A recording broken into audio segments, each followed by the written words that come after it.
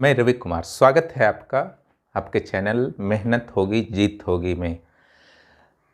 अमित पाठक जो हैं हमारे अच्छे दोस्त हैं और उनके द्वारा इस चैनल को बहुत ही अच्छी तरह से चलाया जा रहा है और जो भी उनसे जुड़े हुए अभ्यर्थी हैं उनको अत्यधिक वो मोटिवेट करते रहते हैं। खुद भी वो पिछली बार हुए हैं, वो वीडियो डाल सकते हैं। तो इसी कारण मैंने भी सोचा कि मैं अपने YouTube चैनल पर तो डालता ही हूँ वीडियो, मैंने सोचा एक वीडियो मैं भी डाल देता हूँ और मैं अमित पाठक को विशेष रूप से इस अवसर को देने के लिए बहुत बहुत धन्यवाद देता हूँ। जहाँ तक मेरी बात है तो मैं भी YouTube चैनल पर वीडियो अपलोड किया करता हूँ। छठी JPSC में मैंने और अमित पाठक दोनों ने एक साथ ही लगभग एक ही डेट पर इंटरव्यू दिया था और उनके मार्गदर्शन का आप लोग ज़्यादा से ज़्यादा लाभ उठाएं। काफ़ी पॉजिटिव व्यक्ति वो हैं और निश्चित रूप से इनके संपर्क में आप रहेंगे तो सिर्फ और सिर्फ लाभ होगा। जहाँ तक मेरा बात है तो मैंने आज जो टॉपिक चुना है वह टॉपिक है छोटा नागपुर टेनेंसी एक्ट। उसका एक छोटा सा पार्ट मैं कवर करने का प्रयास करूंगा और उस पार्ट को जो मैंने चुना है छोटा नागपुर टेनेंसी एक्ट के अध्याय और आर्टिकल्स। अगर अध्याय और आर्टिकल्स को आप याद कर लेते हैं तो निश्चित रूप से पूरा जो छोटा नागपुर टेनेंसी एक्ट है आपके मुट्ठी में आ सकता है, कवर आप कर सकते हैं। इसलिए मैंने चुना। हालांकि मुझे अध्याय और आर्टिकल्स ही पढ़ाने हैं लेकिन फिर भी मैं हल्की फुल्की पृष्ठभूमि दे देता हूँ। चूँकि इस क्षेत्र में अंग्रेज़ों का जब आगमन हुआ, मुगलों के आगमन तक बहुत ज़्यादा हस्तक्षेप नहीं था। अंग्रेज़ों का जब आगमन हुआ तो उन्होंने अस्थाई बंदोबस्त व्यवस्था इस क्षेत्र में 1793 में लॉर्ड कॉर्नवालिस ने लागू कर दिया था, जिसके कारण स्थानीय जमींदार तो बहुत ज़्यादा अत्याचार नहीं किए, लेकिन जो बाहरी जमींदार आए, जब स्थानीय जमींदारों की जमींदारी जो है नीलाम हो गई तो बाहरी जो जमींदार थे बिहार, बंगाल और उड़ीसा की, उन्होंने कड़ाई से इस क्षेत्र के आदिवासियों से लगान वसूलना शुरू कर दिया। खास करके छोटा नागपुर के संदर्भ में हम लोग बात करेंगे क्योंकि ये छोटा नागपुर टेनेंसी एक्ट है और यह जो लागू होता है उत्तरी छोटा नागपुर प्रमंडल यानी कि हजारीबाग, दक्षिण छोटा नागपुर प्रमंडल यानी कि रांची उसका मुख्यालय है, कोल्हान प्रमंडल यानी कि चाईबासा और पलामू प्रमंडल यानी कि मेदिनीनगर जो उसका मुख्यालय है।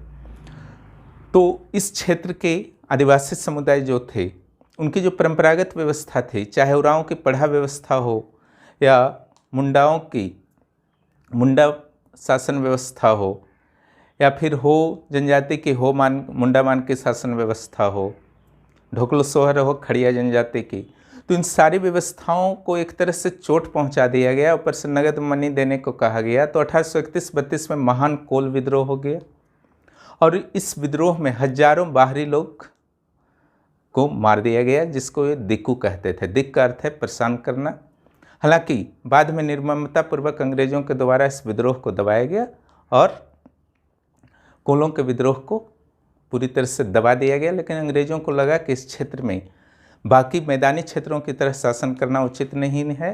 यही कारण है कि कोल विद्रोह के 30 वर्ष के बाद 1862 में राखाल दास हल्दर के नेतृत्व में एक सर्वेक्षण समिति बनी और लेकिन उस समय आपका भूइहर जमीन को केवल टारगेट किया गया, यानी कि उरांव का जो जमीन था, ठीक है। उरांव जंगल काट के जो जमीन बसाए उसे भूइहर कहते हैं, मुंडा जो बसाए उसे मुंडारी खुटकट्टीदार कहते हैं और सदानों के द्वारा जो धान भूमि विकसित किया गया जंगलों को काटकर उसे कोड़कर कहा जाता है। तो उस समय भूइहर को टारगेट किया गया 1862 में। 5-7 वर्षों तक सर्वे चला और अंततः 1869 में पहला छोटा नागपुर काश्तकारी एक्ट बना, ठीक है। उसको भी छोटा नागपुर टेनेंसी एक्ट ही कहते हैं, लेकिन वो पुराना वाला है। लेकिन उसका जिक्र जो है आगे आपका जब छोटा नागपुर टेनेंसी एक्ट पढ़ेंगे तो वहाँ आएगा, क्लियर। तो इसके कारण वो भी इम्पोर्टेंट हो जाता है। तो वहाँ भूइहर जमीन को मंझियस जमीन से अलग करने का प्रावधान था। मंझियस जमीन का अर्थ होता है जमींदारों की जमीन, ठीक है। उसके बाद आपका 1850 में बंगाल टेनेंसी एक्ट बना, उसे भी लागू करने के बारे में विचार किया गया अंग्रेजी सरकार द्वारा, लेकिन फिर समस्या यथावत रहती, इस कारण लागू नहीं किया गया। और 1902 से आपका वर्क शुरू हुआ छोटा नागपुर टेनेंसी एक्ट पर। ठीक है, कुछ फैक्ट्स देख लीजिए छोटा नागपुर टेनेंसी एक्ट का। पहला जो है 1902 से सर्वे शुरू, 2 सर्वे हुए कुल। पहला सर्वे को कहा गया ट्रेवर्स सर्वे और दूसरा सर्वे को कहा गया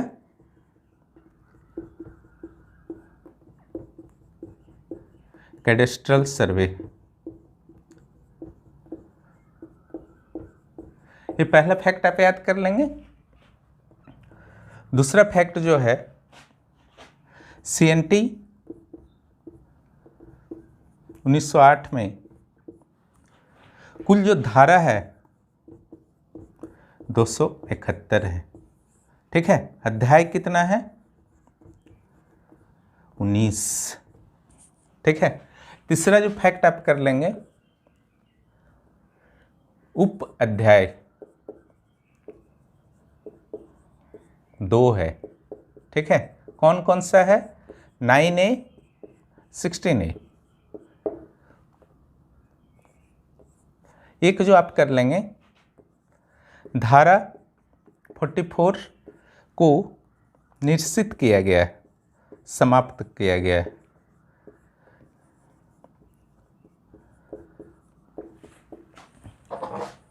इसके अलावा आप कर सकते हैं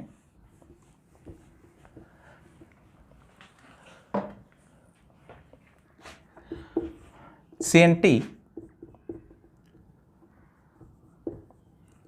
का ब्लूप्रिंट फादर हॉफमैन के द्वारा तैयार किया गया था। एक और फैक्ट्स आप कर सकते हैं कि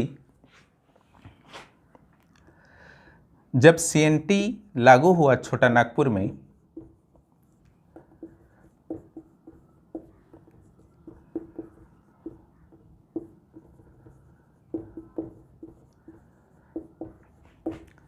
भारत के गवर्नर जनरल जो थे, भारत के गवर्नर जनरल जो थे वो लॉर्ड मिंटो थे।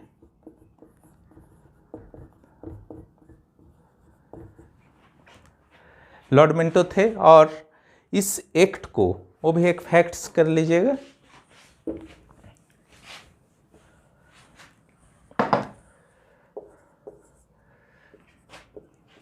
इस अधिनियम को, एक्ट का हिंदी अधिनियम, भारतीय परिषद अधिनियम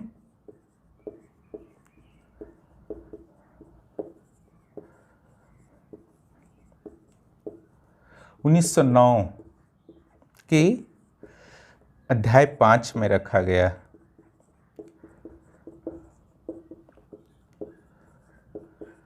किनका साइन था इस एक्ट के पर?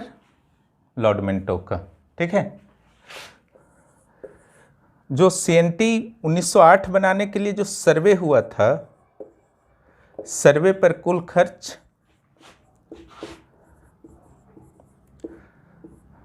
16 लाख रुपए।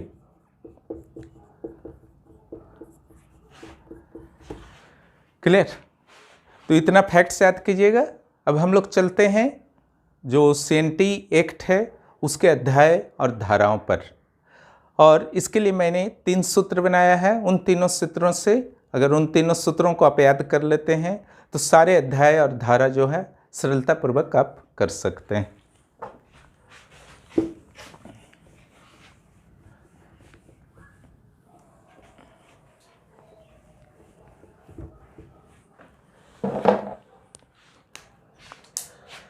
पहला जो सूत्र है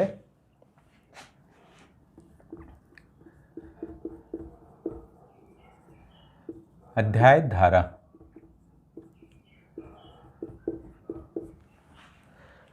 पहला जो सूत्र है आपका सूत्र नंबर 1,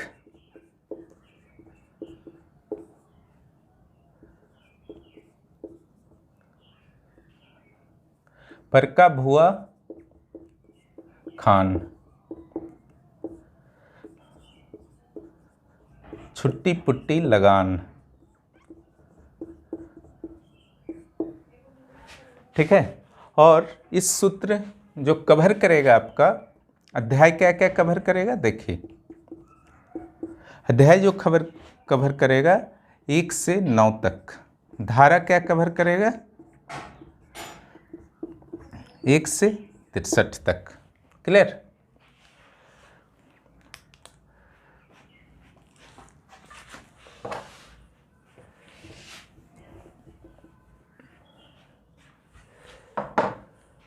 कैसे देखिए, चलिए अध्याय 1 पर आते हैं। 1 से 9 तक के सूत्र से कवर किया जाएगा। प्र है, ठीक है।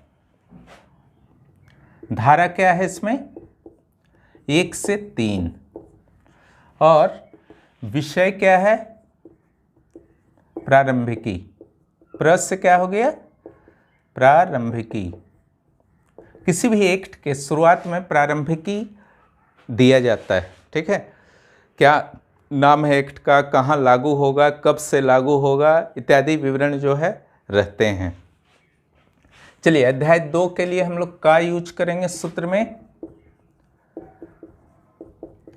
अध्याय 2 धारा क्या हो जाएगा 4 से 8।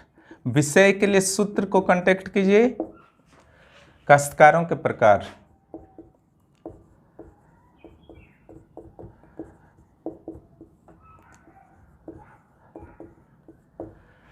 यह अध्याय 2 हो गया।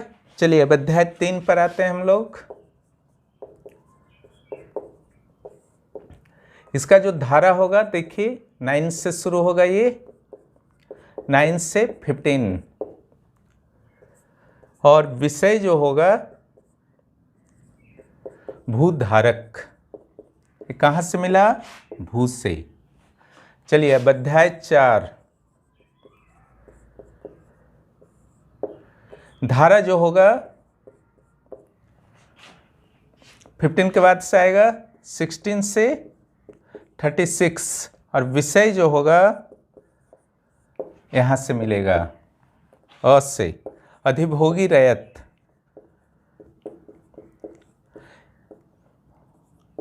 इस संदर्भ में डिटेल में पूरे क्लासेस लिए जा रहे हैं हमारे चैनल पर, वहाँ पर देख सकते हैं। यहाँ पर लिमिटेड समय है, उसी के अनुसार मैं बता रहा हूँ, केवल धारा और अध्याय। ठीक है, ये जो है अध्याय 4। अब चलिए अध्याय 5 पर हम लोग बात करते हैं।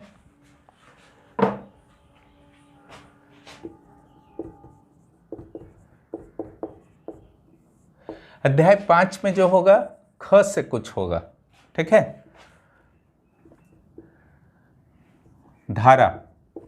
धारा जो आपका होगा 37 होगा ओनली, और विषय जो होगा खुटकट्टी अधिकार प्राप्त रैयत। अधिकार प्राप्त रैयत।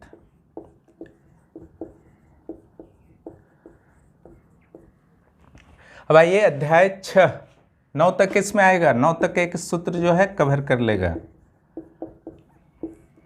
इसमें जो धारा होगा 38 से 42 तक, और विषय क्या होगा सूत्र को देखिए।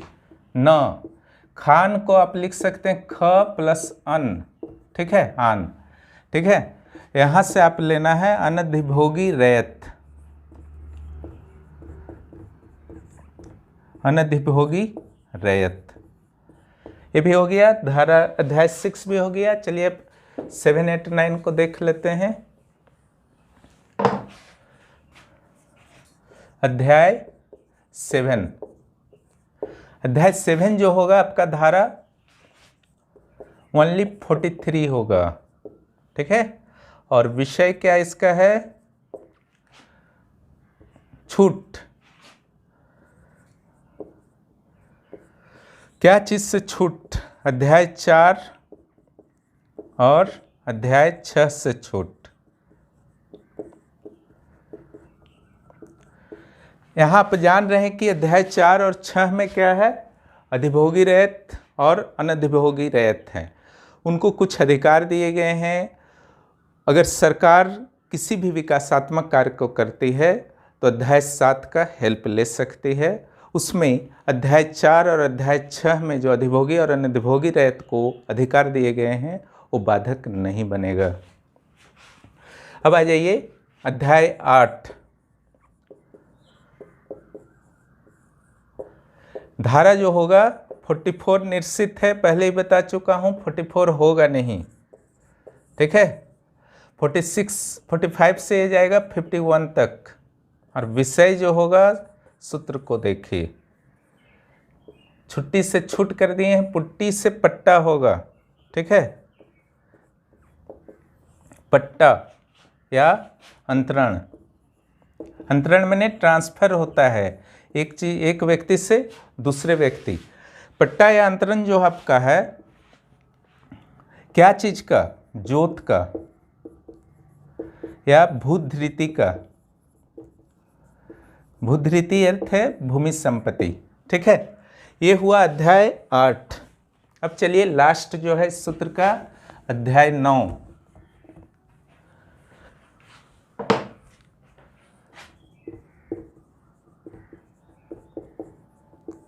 अध्याय 9 का जो धारा होगा, यहां 51 समाप्त हुआ है, ठीक है। 52 से 63 तक। और विषय जो होगा लगान, लगान के संदर्भ में उपबंध।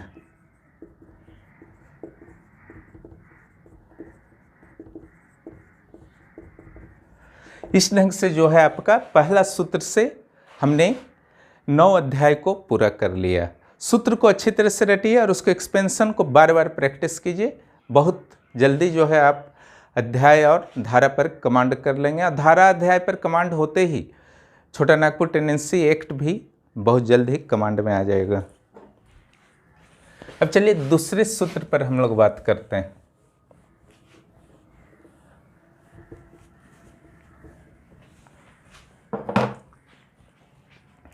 सूत्र नंबर 2,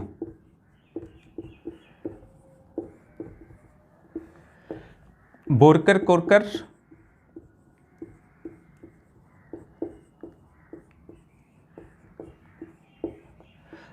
रूढ़ि अभिलेख।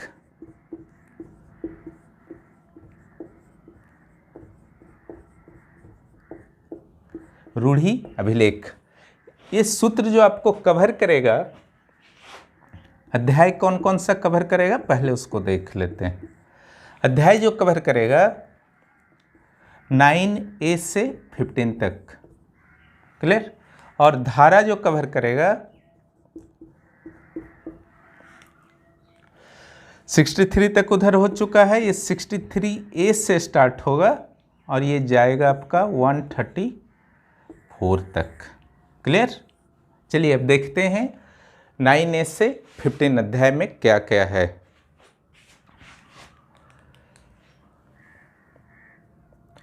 अध्याय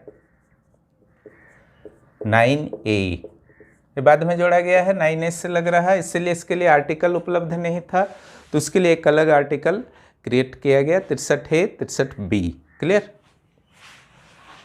धारा जो इसका है 63A 63B। विषय जो है बोरकर, बोरकर को कोरकर से केवल मिलाने के लिए मैंने बना दिया है। बोरकर का अर्थ है बंजर भूमि की बंदोबस्ती। बोरकर से बंजर समझिएगा, बंजर भूमि की बंदोबस्ती।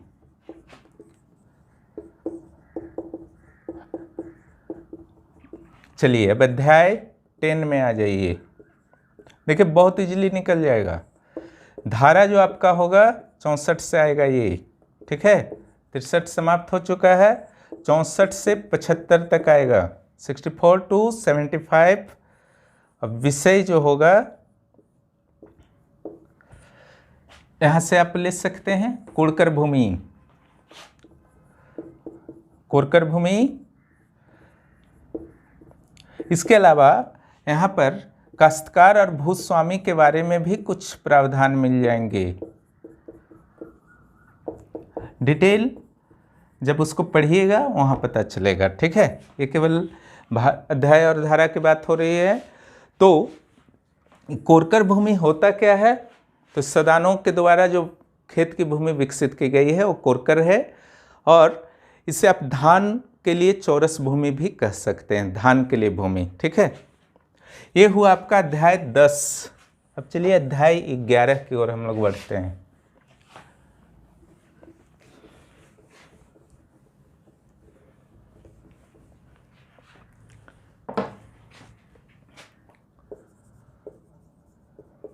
अध्याय 11, ठीक है। इसका जो धारा है वहाँ 75 हुआ था, ये 76 से 79B तक जाएगा, ठीक है। अब विषय के लिए सूत्र को कांटेक्ट कीजिए। रूढ़ी, यहाँ तरह तरह की रूढ़ियों को लगान से जोड़ा गया है। रूढ़ियाँ, लगान, संविदा। चलिए अध्याय 12।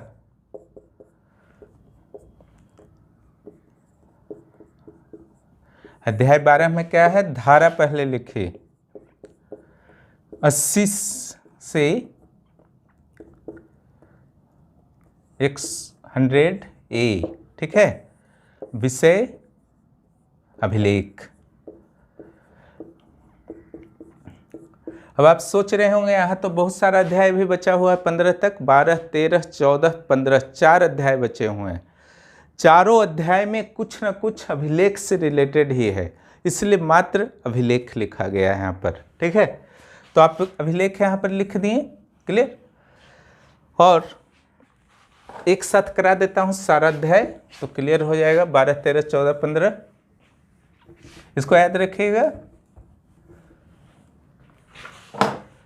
देखिए अध्याय 12 हो गया। अध्याय 13,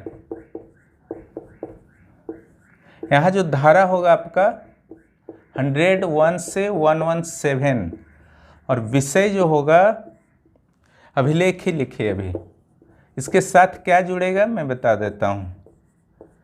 अध्याय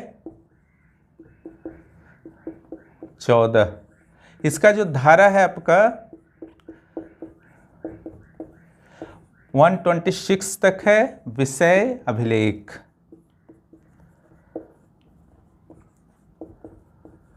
प्लस क्या होगा तुरंत बताता हूं। अध्याय 15,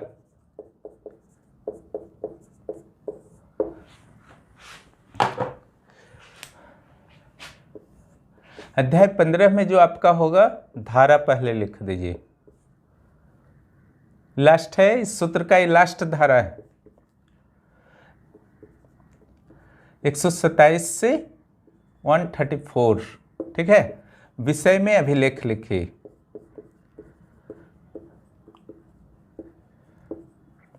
अब देखिए क्या क्या आएगा, ठीक है। सारा में अभिलेख आपने लिख लिया। 12 to 15 आर्टिकल्स को अच्छी तरह आर्टिकल रेंज को याद कर लीजिएगा। पहला में जो आपको करना है, इसमें लगान से संबंधित मैटर पर अभिलेख है, ठीक है। इसमें शर्त प्लस रूपांतरण, भूमि का रूपांतरण होता है। अंदर पढ़ने से डिटेल पता होगा, जो पढ़े होंगे समझ रहे होंगे। और यहाँ पर जो है विशेषाधिकार भूस्वामियों वगैरह का कुछ है, ये विशेषाधिकार है, ठीक है। एक जगह विशेषाधिकार दिया है उससे रिलेटेड अभिलेख, और यहाँ पर जो है बाध्यताएं भूस्वामियों के, रैयतों के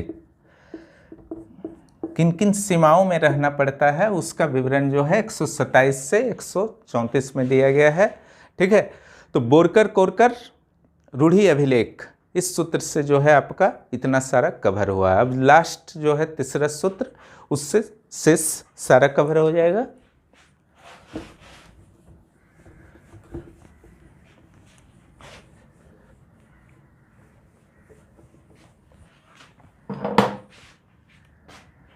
सूत्र नंबर 3 लिख लीजिए।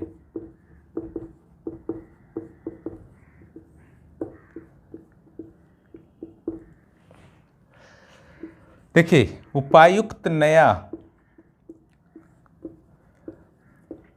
पर मुंडा अनया, सूत्र है, बस नॉर्मल लीजिएगा इसको ज़्यादा, ठीक है।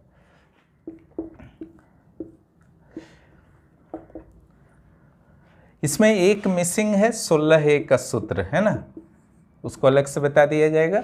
चलिए, अध्याय ये जो कवर करता है अध्याय 16 से 19, आर्टिकल्स जो कवर करता है, धारा, ये सेक्शन हो गया 135 से लास्ट तक 271। क्लियर।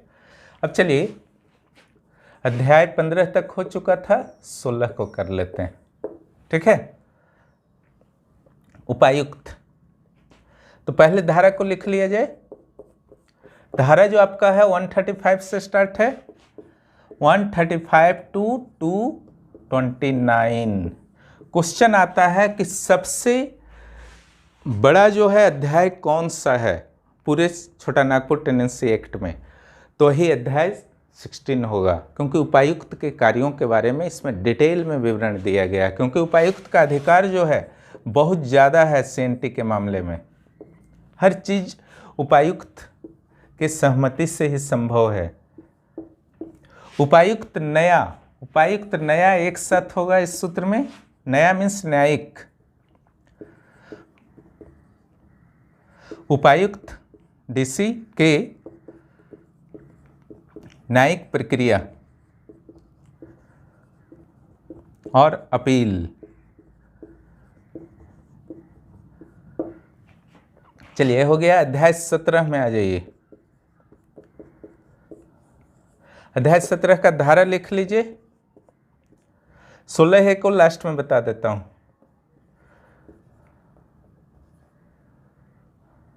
230 से 238 धारा, ठीक है। विषय के लिए सूत्र कंटेक्ट कीजिए। सूत्र को परिसीमन, डिमार्केशन जो होता है भूमि का, वो परिसीमन से प्रावधान जो है आपका 230 से 238 तक है। अब आइए, अध्याय 17 समाप्त हो चुका है, 18 और 19 सिर्फ बचा हुआ है। अध्याय 18, धारा क्या होगा इसका? 239 से 256 तक होगा। विषय क्या इसमें होगा? सूत्र को देखिए। मुंडा से आपका निकल जाएगा मुंडारी खुटकट्टीदार। मुंडारी खुटकट्टी के संदर्भ में विशेष विवरण।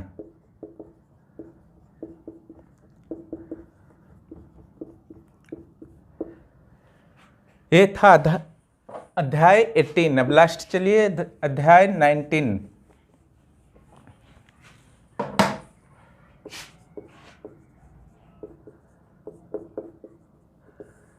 इस अध्याय में जो धारा है वो लास्ट हो चुका है, 257 से 271 तक।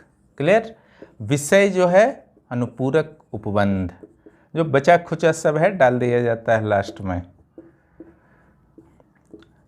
कहीं कुछ कमी रह गया तो सबको क्या किया जाता है? डाल दिया जाता है।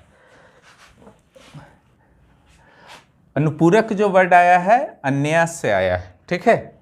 नया को अन्य मिलाने के लिए मैंने कर दिया था, अन्य से पकड़ा जाएगा, अन से अनुपूरक। तो इस ढंग से आपका समाप्त होता है। 16 के बाद हो आएगा, उसको बाद में डाला गया, तो उसके लिए अलग से जो क्रम में चला आ रहा था धारा उसमें तो मिलेगा नहीं, ABCD वाला ही होगा 16A का, ठीक है। अध्याय 16A, इसका जो धारा है उपायुक्त का 229 में समाप्त हुआ था, वहीं पे डाल दिया गया 229 से। विषय जो है लोक मांग वसूली।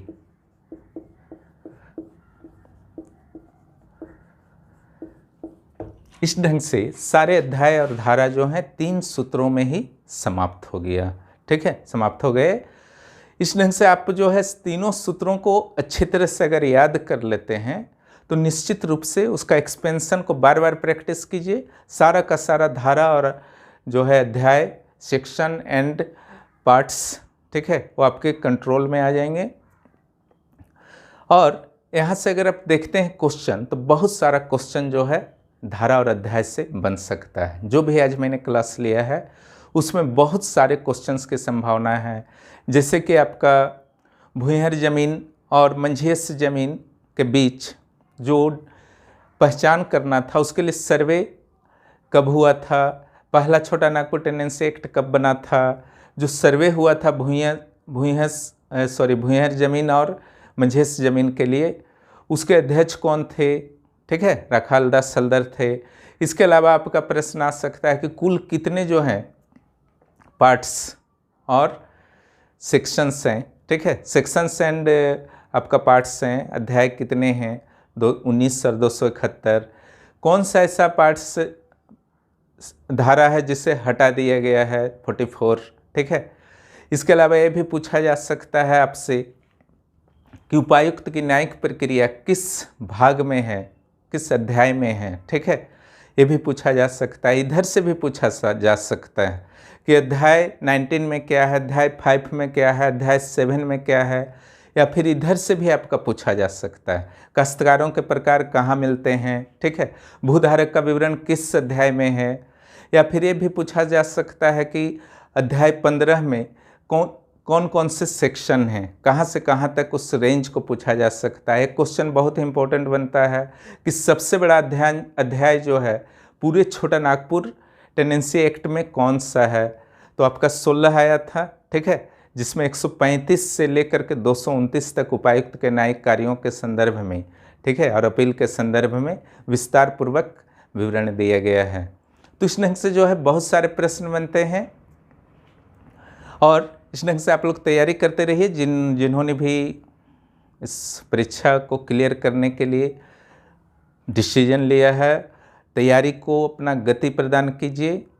ये मत सोचिए कि 2 मई को एग्ज़ाम होगा या नहीं होगा, ये सब चीज़ को दिमाग से निकाल दीजिए। एक बार कंप्लीट कीजिए, फिर दोबारा कीजिए। धन्यवाद।